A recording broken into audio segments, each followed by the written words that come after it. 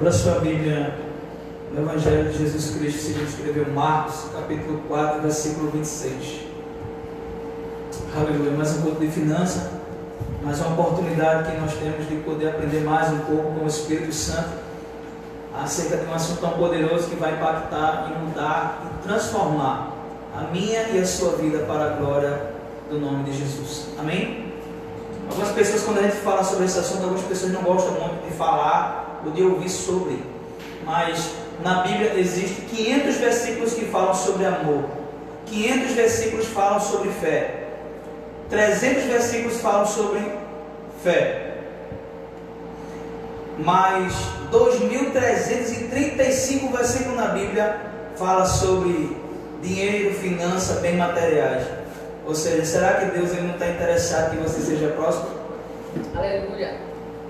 Porque a Bíblia diz que Deus ele nos enriquece para a generosidade. Então a vontade de Deus é te dar para que você seja um canal de bênção na vida de outras pessoas. Amém? Amém, igreja? Amém. Amém. Marcos capítulo 4, versículo 26. Glória a Jesus. Aleluia. A Bíblia diz que Deus dá semente a quem semeia e pão para o que tem fome. Então Deus, Ele dá semente a quem é o semeador. Então Deus nessa noite Ele está procurando pessoas que sejam semeadores para colocar semente na sua mão. Deus ele não procura quem faz, Ele procura quem é. Porque se Deus tiver quem é, Ele tem alguém que faz. Mas existem pessoas que fazem sem ser. Quando você faz algo sem ser, você faz pela motivação errada. Ou seja, você pode até estar fazendo, mas algo te motivou a fazer aquilo, porque você não é alguém que tem esse tipo de coração. Então você vai fazer com a motivação errada. Ou seja, você coloca a sua expectativa em estar fazendo algo, e quando Deus não supre a sua expectativa, muitas vezes você se frustra. Então hoje nós vamos receber uma palavra que vai revelar a intenção do nosso coração e vai nos alinhar com o céu, para que nós possamos ter a mente de Cristo. Porque a Bíblia diz o seguinte, que sabedoria, repita comigo assim, sabedoria vale mais do que ouro e prata. Então se você tiver a sabedoria de Deus, você tem mais do que dinheiro. Porque existem pessoas que até têm dinheiro, mas não têm a sabedoria de Deus. E existem pessoas que têm a sabedoria de Deus, e a Bíblia diz que quem tem esse tipo de sabedoria é mais rico do que quem tem ouro e quem tem prata. Salomão, quando ele se assentou no trono, a primeira coisa que ele pediu a Deus foi sabedoria. Jesus disse, eu a sabedoria habito com a prudência. Então quem é a sabedoria? A sabedoria é o próprio Jesus Cristo na nossa vida. Uma coisa é você ser uma pessoa inteligente, outra coisa é você ter a sabedoria de Deus. O apóstolo Paulo ele disse lá em Coríntios que quando eu fui até vós, eu não fui até vós com palavras de sabedoria humana, mas eu fui em manifestação e poder do Espírito Santo. O apóstolo Paulo está dizendo que existe um tipo de sabedoria que é a sabedoria humana, a sabedoria do homem. E essa sabedoria não é a sabedoria de Deus, porque a sabedoria de Deus é Jesus Cristo. Existem algumas coisas que nós precisamos entender acerca do reino de Deus. Por exemplo, algumas pessoas dizem assim, falam sobre amor, só que você não entendeu que o amor, Deus não tem amor, Deus é amor. O amor não é um sentimento, o amor não é uma atitude, o amor é uma pessoa, o amor é Deus, e Deus é amor, e Deus revelou o seu amor para conosco na morte de Cristo Jesus. Então Jesus, Ele é a expressão do amor de Deus. Então quando alguém diz assim, fulano, eu te amo em Cristo Jesus, ele está falando que ele te ama com o amor ágape, que Jesus, ele é o amor ágape. Existem três tipos de amor na Bíblia, o amor filéu, o amor eros e o amor ágape. O amor filéu é o amor de irmão, é o amor que a gente sente um pelo outro, pelo amigo, pelo nosso próximo. O amor eros é o que o homem sente pela sua esposa, a sua esposa sente pelo seu marido, é chamado de amor eros. Mas o amor ágape é o amor de Deus, é o amor altruísta, um amor que se dá sem nada esperar, é um amor que não está baseado em troca. A Bíblia diz que Deus ele decidiu nos amar quando nós ainda éramos pecadores. Agora deixa eu te dizer algo. Se enquanto eu e você ainda a gente era pecador, Deus já nos amava. Quanto mais hoje que você entregou a sua vida para Ele e que você está aqui hoje à noite porque você deseja receber uma palavra da parte dEle. Então existem algumas coisas que a gente precisa entender, que a gente é só filosofia na nossa mente. Tem pessoas que acham que o amor é uma filosofia, é uma poesia. O amor é uma atitude. Eu tive uma atitude de amor. Não, querido, o amor é uma pessoa. Então tudo que é uma expressão de amor tem que revelar Jesus. Toda atitude nossa que a gente diz que é baseada no amor, tem que revelar Jesus na vida daquela pessoa. E o amor é Jesus. E Jesus também é amor, mas Jesus também é verdade. Então, se você está recebendo amor e não está recebendo verdade, que amor é esse que você está recebendo? Porque uma coisa é eu te amar. Outra coisa, eu querer que você continue da mesma forma. Porque a Bíblia diz que Deus amou o mundo de tal maneira que deu seu Filho para. Ou seja, Deus ele deu amor para o homem que é Jesus com uma finalidade. Então tudo que Deus faz tem um propósito. É um propósito eterno. Ele disse que Ele revelou o amor dele para comigo e para com você, para um objetivo, para que nós fôssemos salvos. E a palavra salvação é sozo, ou seja, para que nós fôssemos livres, porque conhecereis a verdade e a verdade vos libertará. Então quem recebe Jesus recebe amor, mas também recebe uma verdade. Essa verdade é que vai te libertar, que vai te colocar em liberdade, ou seja, vai tirar uma vida de escassez, de escravidão, uma vida onde nós estávamos escravos do pecado. Recebemos Jesus, recebemos o amor de Deus, mas também nós somos livres, porque conhecemos a verdade e a verdade ela nos libertou. Então a vontade de Deus não é simplesmente colocar a mão na sua cabeça, dar um cheiro em você e dizer que Ele ama. A vontade de Deus é tudo isso e muito mais. É tirar você de uma condição e colocar em outra condição. Amém? Então a gente precisa entender isso. Marcos capítulo 4, versículo 26 diz assim: disse ainda, isso aqui é Jesus falando, disse ainda: o reino de Deus é assim como se um homem lançasse a semente à terra, depois dormisse e se levantasse de noite e de dia, e a semente germinasse e crescesse, não sabendo ele como. Repita comigo assim: não sabendo ele como. A terra por si mesma frutifica. Primeiro a erva, depois a espiga e por último o grão cheio na espiga. E quando o fruto já está maduro, logo se lhe mete a foice, porque é chegado a ceifa. Em algumas traduções diz assim: porque é chegado o tempo da colheita. Olha para o teu irmão assim e diz assim: chegou o tempo da colheita. Não escutou não, você vai dizer com mais fé: chegou o tempo da colheita. Aleluia. Jesus estava dizendo que o reino de Deus é semelhante a um homem que ele planta uma semente numa terra e ele vai dormir. E ele não sabe como essa semente ela frutifica. O interessante é que Salmo 127, verso 2 diz assim: o primeiro diz: se o Senhor não edificar a casa, em vão trabalham os que nela edificam. É inútil acordar cedo e comer o pão de dores. O versículo 2 ele diz assim: porque Deus dá aos seus amados enquanto dormem.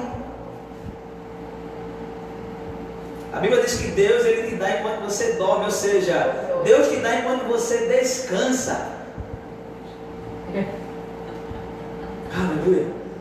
Porque aquele que habita no esconderijo do Altíssimo, a sombra do Onipotente descansará. E quem é o descanso? O descanso é Jesus. Porque a Bíblia diz que Deus criou tudo no sexto dia. No sétimo ele cria o homem, ele criou o homem e no sétimo dia ele descansou. O 7 na Bíblia representa Cristo Jesus. Então no sétimo dia ele descansou. Jesus é o descanso. Então a gente quando está em Cristo, a gente está no descanso. Por quê? Porque quando Jesus ele morreu na cruz, ele disse tetelestai, ou seja, está consumado. A obra que eu vim fazer na terra, eu a terminei, eu concluí e foi bem sucedido. Então quando você está em Cristo, você está no tetelestai, você está no está consumado, ou seja, tudo que você precisa, tudo que Deus precisa fazer na sua vida, já está feito. Só que isso está no âmbito das regiões celestiais, porque Deus já te abençoou nas regiões celestiais com toda sorte de bênçãos. Então você já foi abençoado em Cristo.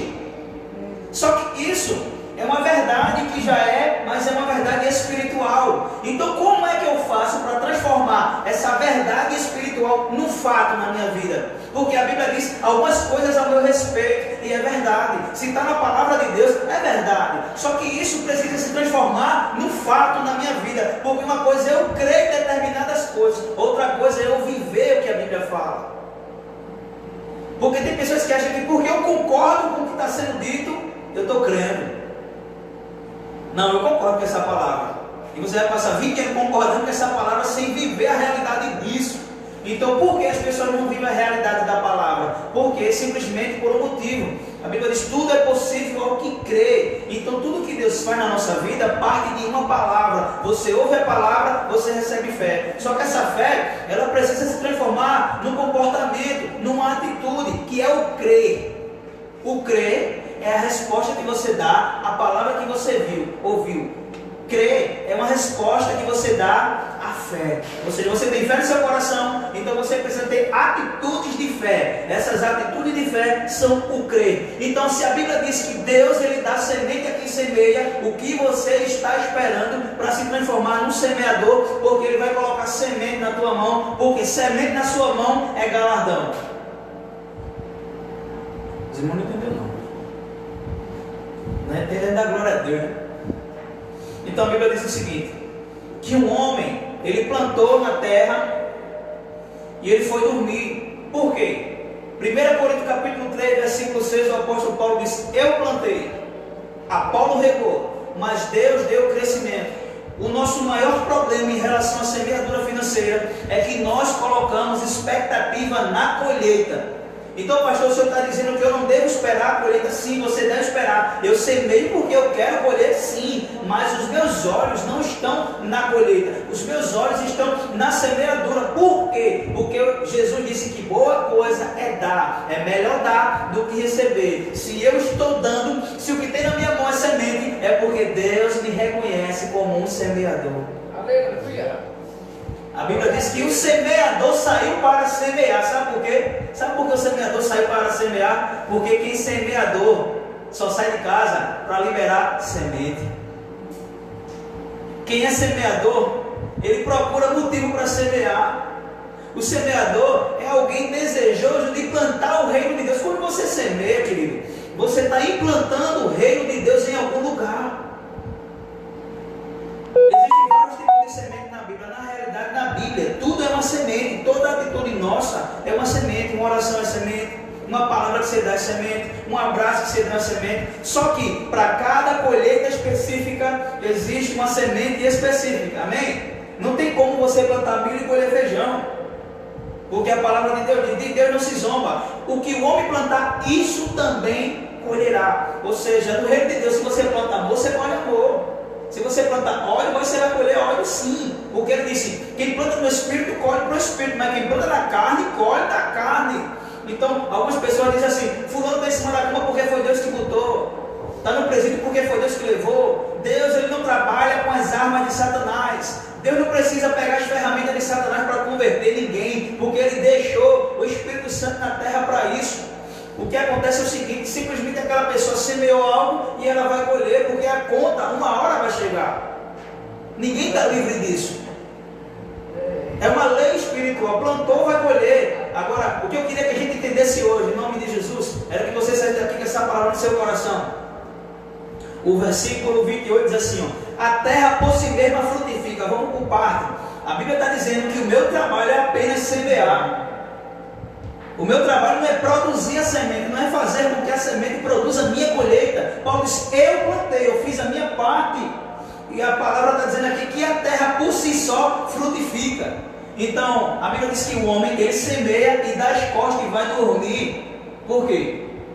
Quando a gente tem semente na mão, e a gente sabe que essa semente é uma semente boa, você pode jogar em qualquer lugar que ela dá.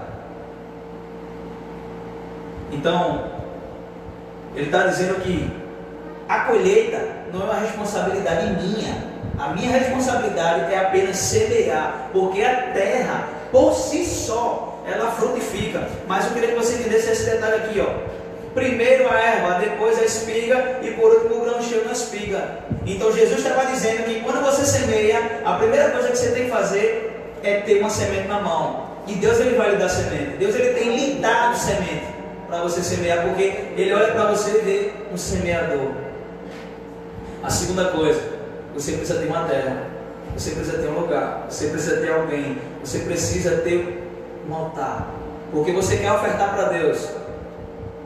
Você não vai dar para homem, você não vai dar para uma instituição, você não vai dar para uma placa, você não semeia. A gente está falando sobre semeadura financeira, não é? Então você quer prosperar financeiramente.